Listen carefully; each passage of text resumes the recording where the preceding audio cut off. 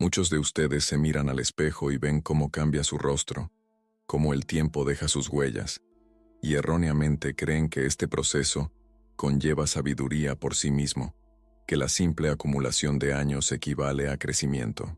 Pero permítanme decirles con absoluta honestidad que esta es la mayor ilusión con la que se arrulla la humanidad, pues envejecer es solo una inevitabilidad biológica, un proceso que le ocurre a todo ser vivo, desde una brizna de hierba hasta un elefante, sin que intervenga la voluntad. Es simplemente un deslizarse pasivo río abajo por la corriente del tiempo. El crecimiento, en cambio, es siempre un movimiento contracorriente. Es un acto de voluntad y conciencia que requiere un coraje del que la mayoría carece. Hemos creado un mundo obsesionado con el confort. Hemos levantado muros de entretenimiento y placeres superficiales para protegernos de cualquier incomodidad, sin entender que precisamente en esa incomodidad se esconde la llave de nuestra alma, porque la psique, al igual que el cuerpo, busca el equilibrio, el reposo, pero el reposo en el sentido psicológico a menudo significa estancamiento, la muerte del espíritu, mientras el cuerpo sigue vivo. Se preguntan por qué sienten ese vacío, a pesar de tener todos los atributos externos de la vida adulta, familia, trabajo, estatus. Y la respuesta es simple y aterradora. No han crecido, simplemente han envejecido.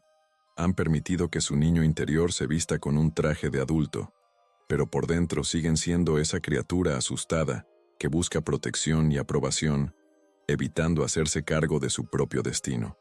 El crecimiento comienza solo cuando dejamos de escondernos detrás de las normas colectivas, detrás de lo que se debe hacer, y empezamos a hacernos preguntas incómodas.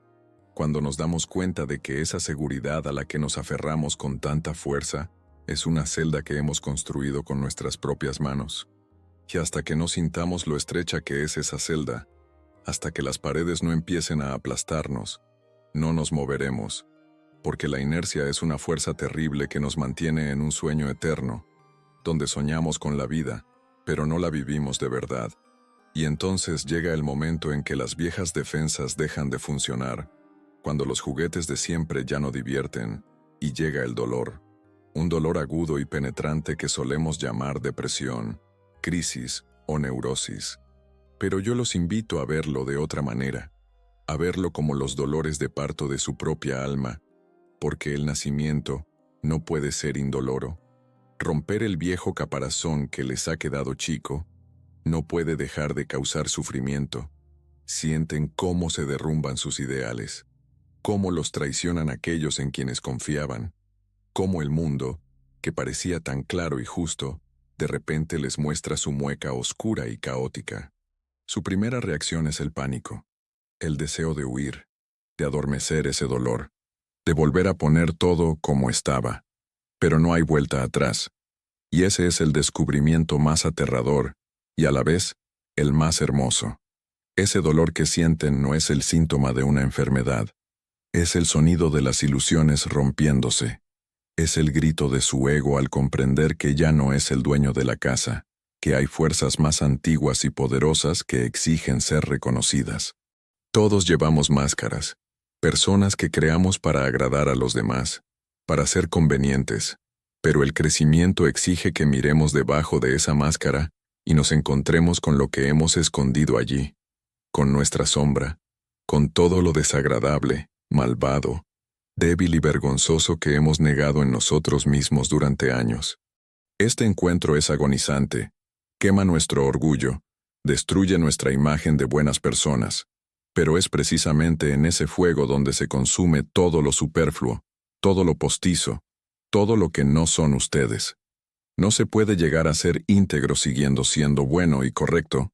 Hay que ser real, y la realidad incluye tanto la luz como la oscuridad.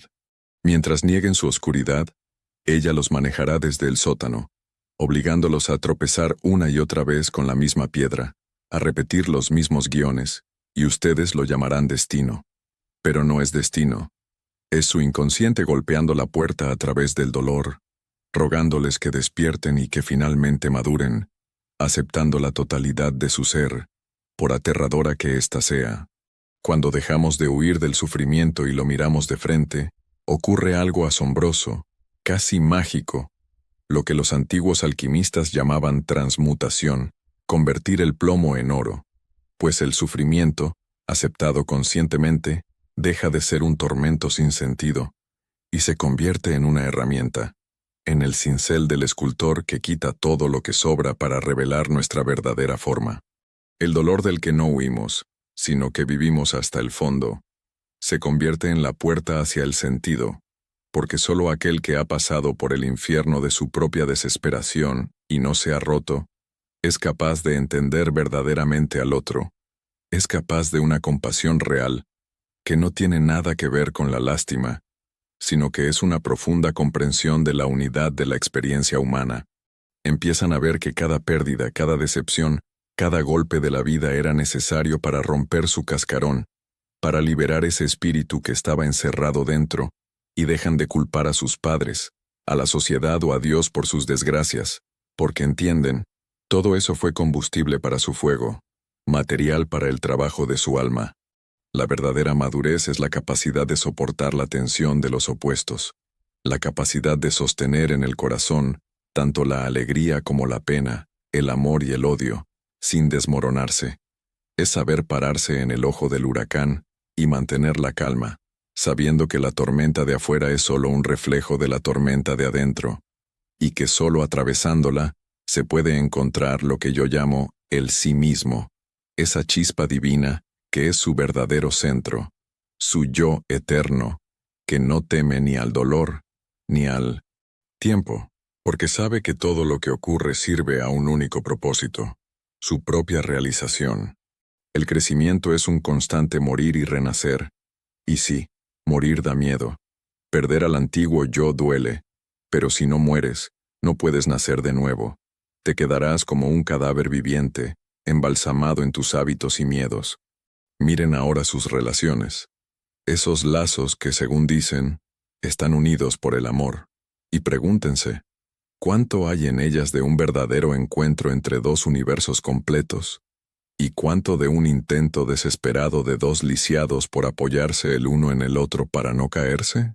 Porque trasladamos nuestra negativa a crecer a nuestros dormitorios, a nuestros vínculos más íntimos, convirtiendo a la otra persona no en un compañero, sino en una función destinada a servir a nuestras neurosis. Buscan en la esposa a una madre que los acepte y consuele incondicionalmente, o en el esposo a un padre que resuelva todos los problemas y los proteja de la crueldad del mundo. Y mientras esa ilusión funciona, lo llaman felicidad, pero eso no es felicidad, es simbiosis, es parasitar la fuerza vital ajena. Y cuando la pareja inevitablemente les falla, y está obligada a fallar, pues ningún mortal puede cargar con el peso de la divinidad que le han impuesto, ustedes no sienten solo decepción, sino furia. Se sienten traicionados, como un niño abandonado en una habitación oscura. Ese dolor que surge con el colapso de las proyecciones, cuando del rostro amado cae la máscara dorada y aparece la piel humana común con sus poros y arrugas, es uno de los dolores más fuertes que puede sentir el ser humano. Pero es precisamente ese el único camino hacia el amor verdadero, porque solo se puede amar la realidad, no la fantasía. Para madurar hasta ser capaces de amar, primero hay que sobrevivir a una soledad terrible. Hay que retirar las proyecciones y meterlas de vuelta en uno mismo, reconocer que toda esa fuerza, belleza o crueldad que veían en el otro, en realidad vive dentro de ustedes. Es un proceso de desintoxicación tortuoso. Es una cirugía sin anestesia donde separan su personalidad de la del otro, y solo atravesando esa agonía de separación, ese paisaje desértico de soledad, se vuelven capaces de encontrar al otro no como una muleta, sino como un compañero de viaje. Solo entonces las relaciones se convierten en un campo para el crecimiento, y no en un refugio para esconderse de la vida. Pero por desgracia, la mayoría prefiere cambiar de pareja, esperando que el siguiente interprete mejor el papel, en lugar de crecer y dejar de necesitar actores. Y así, cuando tal vez ya aprendieron a sostenerse sobre sus propios pies, cuando alcanzaron lo que la sociedad llama la mitad de la vida, cuando la casa está construida, El árbol plantado y la máscara social les queda como un guante. Llega quizás el invitado más traicionero y despiadado. La crisis de sentido, lo que yo llamo el mediodía de la vida, cuando el sol comienza a declinar y las sombras que proyectamos cambian de dirección. Descubren que todas esas metas que persiguieron con tanto ahínco, carrera, dinero, reconocimiento, se han logrado, pero el sabor de la victoria en la boca se parece a la ceniza, y adentro se abre un vacío que ya no hay con qué llenar desde afuera. Este dolor es distinto a los sufrimientos de la juventud.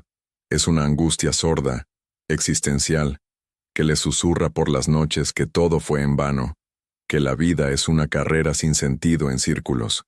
En este momento muchos se quiebran, caen en el cinismo, intentan rejuvenecer, comprarse un coche nuevo o conseguirse una amante joven, tratando de engañar al tiempo y regresar a la mañana de la vida.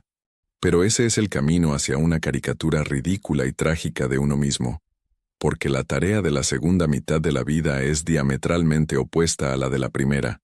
Si al principio debíamos conquistar el mundo y fortalecer nuestro ego, ahora debemos sacrificar ese ego en aras de algo mayor, en aras del ser. Esta transformación requiere un coraje colosal, porque se siente como morir. Deben soltar sus ambiciones, su necesidad de control, su identificación con el rol, y eso duele. Es como si les arrancaran la piel vivos, pero solo así el espíritu puede liberarse de la dictadura de la materia. El dolor de perder la juventud y la importancia social no es un castigo, es una invitación a la introversión, a un viaje hacia las profundidades, a descubrir ese tesoro interno que no se corrompe. Si huyen de este dolor, se quedarán como eternos adolescentes de cabeza canosa, patéticos en su intento de retener el verano que se va. Pero si entran en ese fuego, comenzarán a transformarse, de un recipiente lleno de deseos a una fuente que irradia sabiduría. A fin de cuentas, todo se reduce a cómo enfrentamos lo inevitable, cómo nos acercamos al acto final de nuestro drama, y aquí la diferencia entre envejecer y crecer se vuelve absoluta, visible a simple vista. Miren a los viejos a su alrededor y verán dos tipos de rostros, unos congelados en una mueca de amargura, resentimiento y miedo. Su vejez es pura decrepitud. Es la destrucción gradual de un edificio que nunca fue un templo. Se aferran a la vida con la voracidad de quien se está ahogando, odiando a los jóvenes, odiando los cambios, odiando a la muerte misma que les respira en la nuca. Pero hay otros rostros, surcados de arrugas como mapas de grandes viajes, cuyos ojos brillan con una luz clara y tranquila. En ellos no hay miedo, porque pasaron toda su vida aprendiendo a morir, aprendiendo a soltar, aprendiendo a transformar el dolor en entendimiento. Para personas así, la muerte no es una catástrofe, no es que se corte la película, sino la conclusión lógica de una gran obra, el último paso en el proceso de individuación, el reencuentro de la gota con el océano. Envejecer sin crecer es un infierno. Es estar atrapado en un cuerpo que se deteriora con un alma que nunca tuvo tiempo de desplegar las alas, con un alma que se quedó pequeña, caprichosa y asustada, mientras el cuerpo se volvía frágil. Pero envejecer a través del dolor del crecimiento es la cristalización del espíritu. Es un proceso alquímico en el que la pesadez de la experiencia terrenal se funde en la levedad del ser. Si les duele, si sienten que la vida les rompe los huesos y les cambia los planes, alégrense, porque eso significa que todavía están vivos, que el proceso de creación no ha terminado, que el universo aún no los ha dado por perdidos dejándolos terminar sus días en el tibio pantano de la inconsciencia.